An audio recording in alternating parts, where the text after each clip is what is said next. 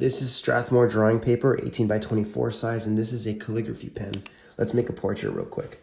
The way I'm going to make this portrait is that I'm going to draw with overlapping lines to create values. And I want the eyes to be around that area, the nose probably around here. I'm trying to be a little bit spacious with my lines so that they don't create too much of a darkness that I can't change my mind about where things go. As I'm drawing and adding darker values, I'm actually refining where everything goes, which is called proportions. That's how you measure or kind of check on how or where things are on the face so that it looks like a face. It can be very intimidating to start drawing on a blank piece of paper because it's easy to make a mistake and just kind of get lost in that mistake. But I think it's important that you build the drawing little by little, part by part, and don't expect too much out of it. Just put the time into it. If you're staying loose while you draw, it'll actually help you so that you can make the necessary changes to make the drawing more accurate or fix the parts that are not right. But if you draw really tight very quickly at the beginning and don't allow for yourself to change the drawing as you go, then you're going to have a weaker drawing.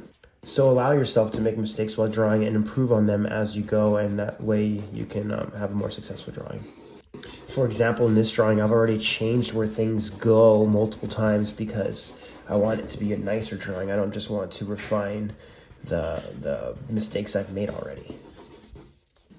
And obviously you can use a grid or trace, but in my opinion, that defeats the purpose of drawing and it dissipates the human element of the work. So obviously, as you can see, I went way too dark on these eyes here, so I'm gonna try to use some white chalk and see if I can lift out some of those values. So this is a piece of white chalk, and I'm gonna put it in this pencil extender to make it easier to work with.